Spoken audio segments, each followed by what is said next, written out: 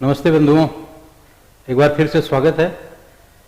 आज की इस चर्चा के बाद आपको बिल्कुल स्पष्ट हो जाएगा कि धर्म क्या रिलीजन का हिंदी अनुवाद है या रिलीजन कुछ और चीज होती है, धर्म कुछ और होता है, मजहब उससे बिल्कुल अलग होता है या धर्म और मजहब एक ही है, पंथ संप्रदाय, इन सब विषयों पर बिल्कुल क्लियरिटी आ जाएगी। आज की पूरी वीडियो देखने के बाद आपको समझ में आ जाएगा कि धर्म, मजहब और रिलीजन क्या है। तो धर्म से ही शुरू करते हैं। धर्म का जिक्र सब जगह होता है, हर चर्चा परिचर्चा में सुबह से शाम तक हम लोग धर्म की बात करते हैं। ये धर्म है क्या, और धर्म की कोई परिभाषा है क्या? लेकिन कुछ पुस्तकों में भी धर्म के विषय में हमें बहुत स्पष्टता से बताया गया है कि धर्म क्या है। तो जैसे सबसे पहले मैंने खोला है कि वेदों के अनुसार धर्म क्या है। धर्म, जैसा कि आप जानते हैं, ये ध्री धातु से बना है। ध्री मतलब धारण करना, धारण करने योग्य कोई चीज है वो धर्म है। जो चीज धारण करने योग्य है, गुण, कर्म, स्वभाव के आधार पर इसको विभाजित किया जा सकता है। जो धारणीय है वो धर्म है। धर्म के विषय में वेदों में बताया गया है कि धारयते इति धर्म। जैसे जो धारण करने योग्य है उसी को धर्म कहते हैं। इसमें धर्म को जो बताया गया है कि इसको अपने विवेक से आपको स्वयं समझना है कि क्या धारण करने योग्य है, क्या नहीं है।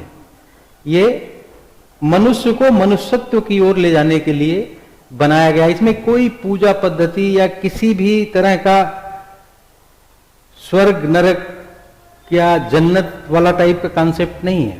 इसमें सिंपल सी बात है कि जो धारण करने योग्य है आपके व्यक्तित्व के विकास के लिए, आपके गुण, कर्म, स्वभाव या आपकी जो आचरण, चरित्र, चिंतन से जो धारणीय है वो धर्म है। वेदों के अलावा इसकी सबसे अच्छी परिभाषा जो दी गई है वो मनुस्मृति में दी गई है। ये सबसे ऑथेंटिक परिभाषा मनुस्मृति में है। मनुस्मृति को लोग इतना बदनाम करते रहते हैं, लेकिन मनुस्मृति हमारा प्राचीन संविधान है। उसमें धर्म को जो परिभाषित किया गया है, इसमें लिखा है धृति, क्षमा, दमो अस्तेय, शौचम, इंद्रिय निग्रहम, घी, विद्या, सत्यम, क्रोधो, दशकम धर्म लक्षणम। ये 10 धर्म के लक्षण बताए गए हैं।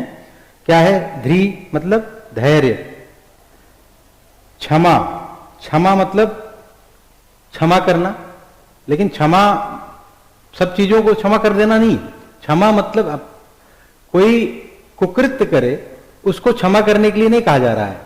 जो क्षमा उसको करना जो अपनी गलती माने, जो महसूस करे कि हाँ मेरे से गलती हो गई, उसको क्षमा कर देना। धृति, क्षमा, दमो मतलब मन को धर्म के अनुरूप ले आना, प्राकृतिक प्रलोभनों में फंसने से रोकना, तो मन को नियंत्रित करना एक से दमो। अस्तेयम मतलब चोरी न करना, चोरी का त्याग करना। शौच मतलब स्वच्छता। इंद्रिय निग्रहम, इंद्रियों को नियंत्रित करना। घी मतलब बुद्धि, ज्ञान। विद्या जो विद्यार्थियों का धर्म है, विद्या अर्जित करना, विद्या। सत्यम, क्रोधो, सत्य और अक्रोध, सत्य बोलना और क्रोध न करना। ये धर्म के 10 लक्षण बताए गए हैं। धृति, क्षमा, दमोस्तेयम, शौचम, इंद्रिय निग्रहम, घी, विद्या, सत्यम, क्रोधम, दशकम धर्म लक्षणम। इसमें कहीं भी किसी पूजा पद्धति या उपासना पद्धति या कोई कर्मकांड की कोई बात नहीं की गई है। ये धारण करने योग्य चीजें बताई गई हैं। धर्म मतलब धारण करना, जिसको आप धारण कर सकते हैं अपने को सचरित्र बनाने के लिए, अपने व्यक्तित्व का विकास करने के लिए, वो धर्म है। दूसरे स्थान पर मनुस्मृति में लिखा गया है कि आचरण परमो धर्म, आचरण जो है वो सदाचरण, अच्छे आचरण, अच्छा आचरण ही परम धर्म है। सबसे परम धर्म क्या है? अच्छा आचरण। इसके बाद जो सबसे अच्छी व्याख्या धर्म की गई है वो हम देखते हैं कि श्रीमद् भगवत गीता में, श्रीमद् भगवत गीता में कहा गया है कि यदा यदा हि धर्मस्य ग्लानिर् भवति भारत अभ्युत्थानम अधर्मस्य तदात्मानं सृजाम्यहम्। यदा यदा हि धर्मस्य, जब जब धर्म की ग्लानिर् भवति भारत, भारत मतलब हे पार्थ, मतलब कृष्ण को संबोधित कर रहे हैं कि जब जब धर्म की हानि होती है, यदा यदा हि धर्मस्य ग्लानिर् भवति भारत, हे भारत मतलब हे पार्थ, जब जब धर्म की हानि होती है या कमजोर होता है, उसके उत्थान के लिए अभ्युत्थानम धर्मस्य तदात्मानं सृजाम्यहम्, तब तब मुझे जन्म लेके आना पड़ता है। पुनर्जन्म की भी बात यहाँ, मतलब इसमें अवतारवाद की अवधारणा भी आ रही है, लेकिन इसमें धर्म में वही धर्म धारण करने योग्य जो इसमें आगे और स्पष्टता से दिखाया है इन्होंने कि परित्राण साधूनाम विनाशाय च दुष्कृताम धर्म संस्थापनार्थाय संभवामि युगे युगे। मतलब साधुओं को परित्राण देने के लिए, उनको उनका उपकार, उनको बचाने के लिए, और विनाशाय च दुष्कृताम दुष्टों का संहार करने के लिए, और इससे धर्म की संस्थापना के लिए मुझे आना पड़ता है, हर युग में आना पड़ता है। तो यहां भी किसी पूजा पद्धति की बात नहीं है, यहां पे कोई ऐसा नहीं कहा जा रहा है कि जो मेरी पूजा नहीं करता उसका संहार करने के लिए मुझे आना है। यहां पे कहा जा रहा है कि धर्म की स्थापना करने के लिए, धर्म वही जो धारण करने योग्य चीजें हैं, जो सद्गुण हैं, सचरित्र है, उसके लिए मुझे, उसका जब वो कम होता है और दुष्टों का प्रभाव ज्यादा हो जाता है समाज पे, तो हमें हर युग में अवतरित होना पड़ता है। इसी तरह से परिभाषा मिलती है, वेदों में भी मिलती है। वेद में भी हमने बता ही दिया, वेद व्यास जी ने अपने रामायण में भी किया है, और तुलसीदास जी ने भी धर्म के बारे में कहा है कि परहित सरस धर्म नहीं भाई। परहित सरस, दूसरे का उपकार करने के सरिस समान कोई धर्म नहीं है भाई। पर पीड़ा सम नहीं अधमाई, और दूसरे को पीड़ित करने के से ज्यादा बड़ा कोई अधर्म नहीं है। रामचरितमानस में बहुत स्पष्टता से बता दिया गया कि धर्म और अधर्म क्या है। बहुत सिंपल शब्दों में, अवधी भाषा में बता दिया कि परहित सरस धर्म नहीं भाई। इतनी स्पष्टता से व्याख्या धर्म की यहां की जा रही है। दूसरी तरफ इन्होंने रामचरितमानस में, अयोध्या कांड में करते हैं कि धर्म न दूसर सत्य समाना, आगम निगम पुराण बखाना। धर्म न दूसर सत्य समाना, दूसरा कोई भी धर्म सत्य के समान नहीं है। और ये आगम निगम पुराण, हमारे सारे धार्मिक ग्रंथ इसका वर्णन करते हैं, इसकी बखान करते हैं, इसके बारे में बताते रहते हैं। इसी तरह से आधुनिक काल में महात्मा गांधी जी ने कहा है कि धर्म के बिना राजनीति एक मृत शरीर के समान है। इसी तरह से बहुत सारे महापुरुषों ने, विवेकानंद जी ने भी धर्म के बारे में कहा है। तो सबका कहना है मृत समान के समान है, मतलब धर्म अगर नहीं रहेगा तो राजनीति जो है बिल्कुल वैश्या बन जाएगी, बिल्कुल लूट खसोट चोरी। धर्म का मीनिंग जो है वो दो अर्थों में लिया जा सकता है, एक स्वभाव के रूप में पहला, और दूसरा इसको रखते हैं कर्तव्य, ड्यूटी। स्वभाव के रूप में जैसे अग्नि का एक स्वभाव होता है, अग्नि का स्वभाव होता है जलाना, पानी का स्वभाव है शीतलता, वृक्ष का स्वभाव है हमें छाया प्रदान करना या फल देना। इस तरह से सबका स्वभाव निश्चित है।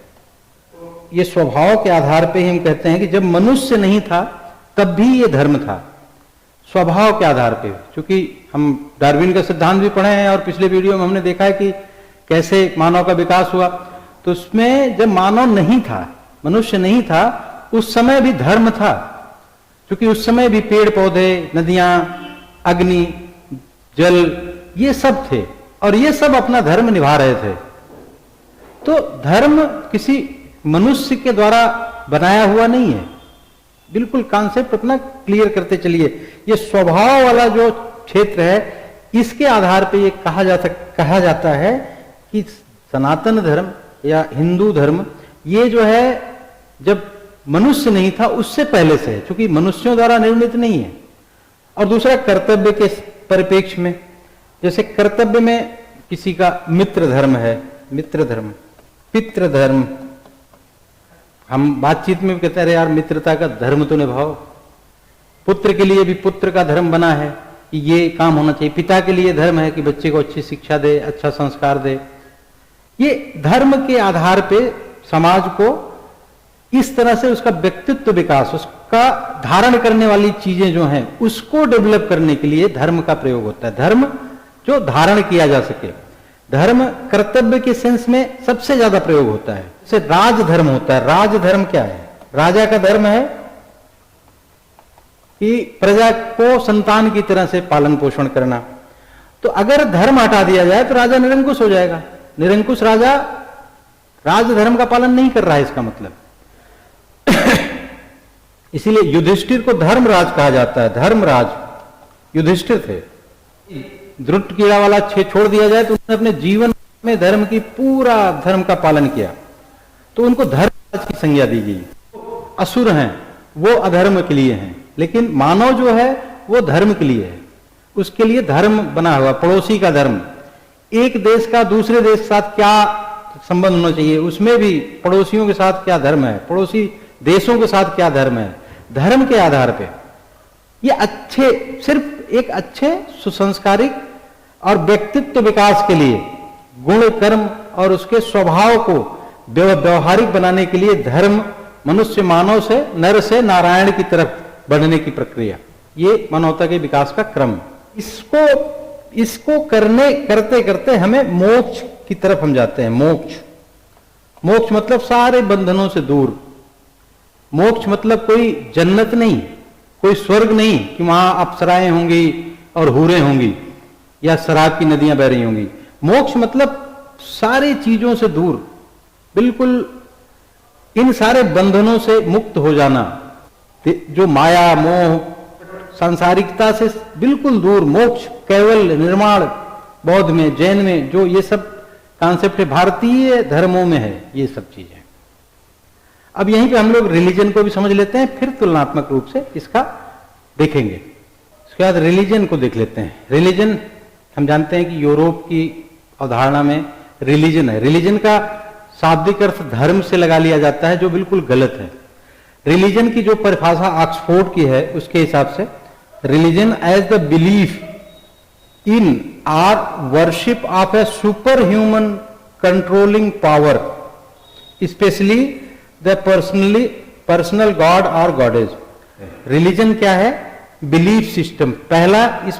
पहली बात आती है बिलीफ। इसमें एक तो बिलीव होना चाहिए, विश्वास बहुत जरूरी है, गॉड पे विश्वास, और वो गॉड की पूजा करना। उस मतलब इसमें एक तो उस पे विश्वास होना चाहिए, उस पे उसकी पूजा पद्धति भी होनी चाहिए। अब इसको आप हिंदू धर्म जो अभी हम लोगों ने देखा उससे कंपेयर करें तो बिल्कुल डिफरेंट है। कोई मतलब दूर दूर तक कोई समानता आपको नहीं दिखेगी। पूजा पद्धति भी जरूरी है, और ऐसे विश्वास, ऐसे सुपर ह्यूमन पे जो सबको कंट्रोल करता है। सुपर ह्यूमन मतलब गॉड। सुपर ह्यूमन पे विश्वास करना जो सबको कंट्रोल करता है। तो एक गॉड हो या बहुत सारे गॉड हो, इसमें पूजा पद्धति होती है। अब इसमें ये क्रिश्चियनिटी के हिसाब से जो रिलीजन बनाया गया है, क्रिश्चियनिटी का शब्द है। और क्रिश्चियनिटी में आप देखेंगे कि किस तरह से एडी बीसी के हिसाब से हमने बता ही दिया था कि ईसा मसीह इसके प्रवर्तक थे।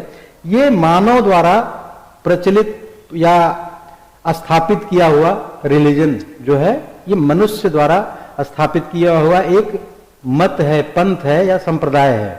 अब इसमें क्या होता है, इसमें गॉड होता है और एक पूजा पद्धति होती है। जैसे संडे को हॉलीडे होता है, हॉलीडे मतलब पवित्र दिन, हॉलीडे।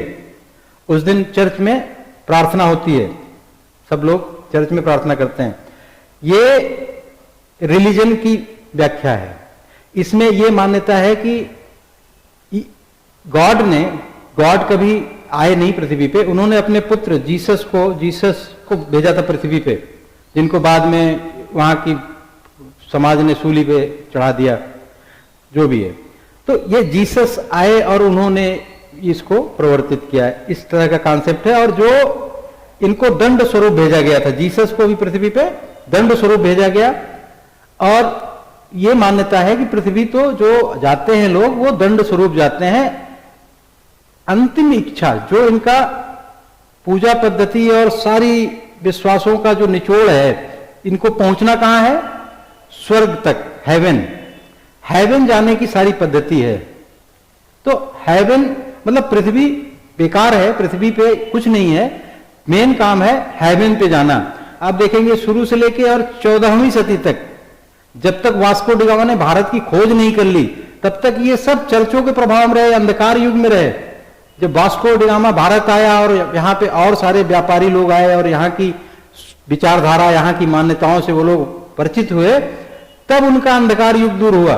तब जाके उनके यहाँ कॉपरनिकस, डार्विन जैसे लोग पैदा हुए।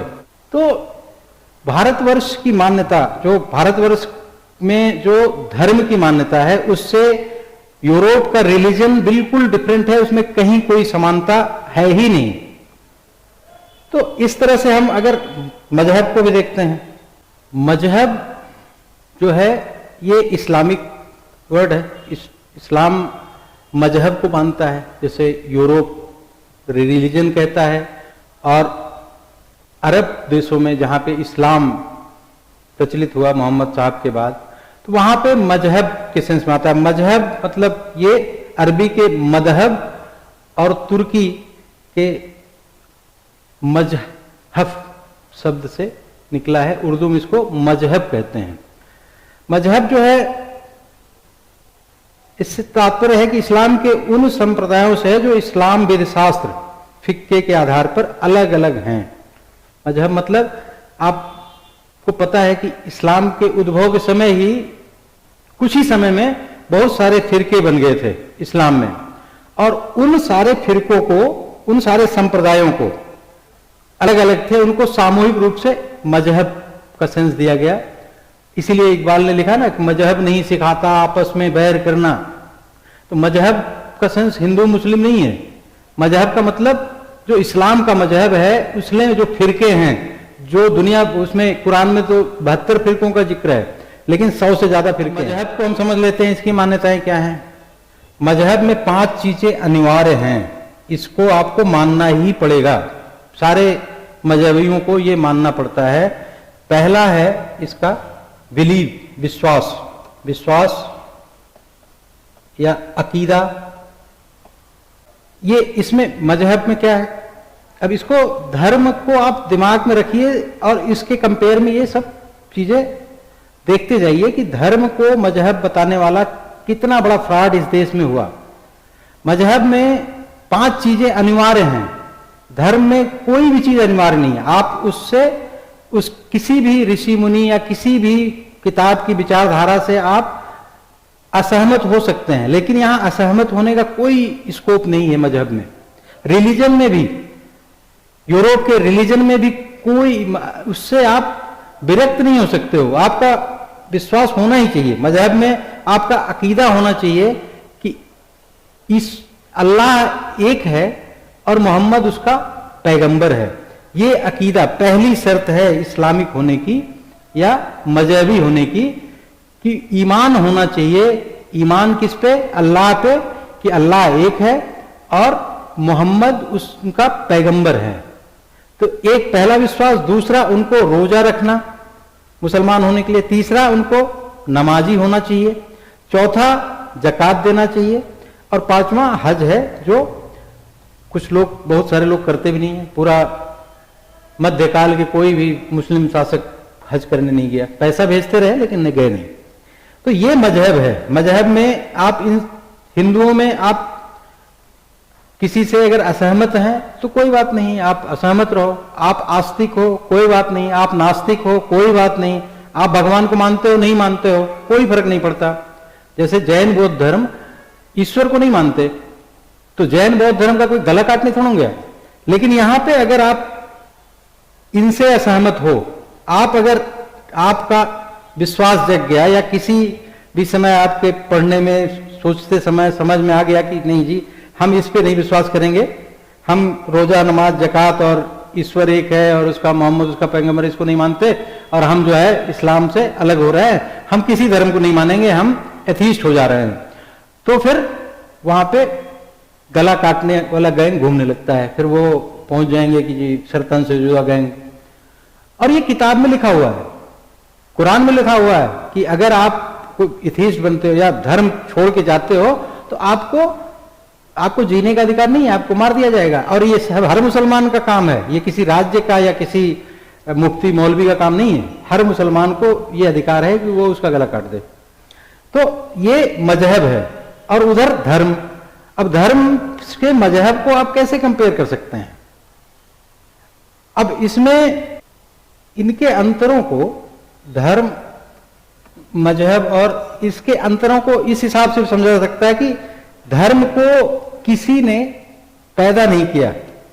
धर्म शाश्वत है, जब मानव नहीं था तब भी धर्म था, तो धर्म शाश्वत है, किसी ने पैदा नहीं किया। जबकि मजहब या रिलीजन, चाहे मोहम्मद साहब हों या चाहे ईसा मसीह हों, उनके काल में आया, स्थापित हुआ। उसी तरह से अविश्वास की संभावना सिर्फ धर्म में होती है, मजहब में नहीं होती। ये मजहब में नहीं होगी और रिलीजन में भी नहीं होगी। आप किसी से अविश्वास नहीं कर सकते हो, मतलब धर्म में तो आप ठीक है कोई अविश्वास कर सकते हो, इसमें नहीं कर सकते हो।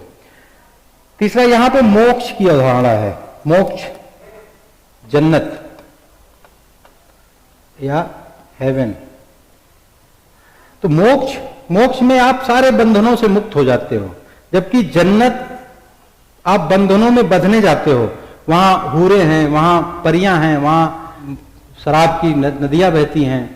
वही उसी तरह से हेवन भी है, ऐसो आराम की जगह, बहुत सारे सुंदर बाग बगीचे। एक ऐसा ख्वाबगाह बनाया गया है कि आप पृथ्वी पर तो जा रहे हो सिर्फ ऐसे ही कष्ट काटने के लिए, आपका तो मेन जीवन शुरू होता है मरने के बाद। ये इन दोनों मजहब में, रिलीजन में, दोनों में ये चीजें सेम हैं। लेकिन इसमें मोक्ष की अवधारणा यह है कि आप सारे बंधनों से मुक्त हो जाते हो। आप किसी भी तरह के कर्म कांड या किसी भी तरह के जो माया जाल है उससे मुक्त हो जाते हो। तो धर्म और मजहब को एक समझना या धर्म और रिलीजन को एक समझना, ये बहुत बड़ा षड्यंत्र है मार्क्सवादियों का, कम्युनिस्टों का। और ये हमारे दिमाग में इतना भर दिया गया है कि हम आज भी इसको ठीक से, क्योंकि हम धर्म को नहीं समझ पाते हैं, इसलिए हम उनके जाल में फंस जाते हैं और रिलीजन धर्म एक मान लेते हैं या धर्म को मजहब से जोड़ देते हैं। तो ये मेरे हिसाब से आज की चर्चा के बाद, धर्म को समझने के बाद हमें ये समझ में आ गया होगा कि धर्म, मजहब और रिलीजन अलग अलग हैं। अब धर्म में जहां पे अवतारवाद या उसकी बात आती है तो वहां पे आप देखेंगे कि खष्ट दर्शन की अवधारणा है हमारे यहाँ। सांख्य है, वैशेषिक है, न्याय दर्शन है। कभी मौका मिलेगा तो अपने दर्शन, भारतीय दर्शन पे हम लोग बात करेंगे और बात करेंगे कि जो भारत में दर्शन का विकास हुआ है वो किस तरह से हुआ और उसकी क्या मान्यताएं हैं। फिर आपको और क्लियरिटी आ जाएगी, क्योंकि धर्म, मजहब और रिलीजन को समझना इसलिए जरूरी है कि आगे वाला इतिहास, जो वैदिक काल वाला इतिहास अब शुरू होने जा रहा है, उसमें ये कॉन्सेप्ट बिल्कुल होना चाहिए कि धर्म है क्या। और हमारे ऋषि मुनियों ने, हमारी परंपरा के जो विचारक हैं, उन्होंने हमें धर्म के बारे में क्या बताया है और उसका मौलिक सोच क्या है। उसको रिलीजन से जोड़ के देखेंगे या यूरोप की अवधारणा से जोड़ के देखेंगे या मजहब समझ के समझेंगे धर्म को तो आपको नहीं समझ में आएगा।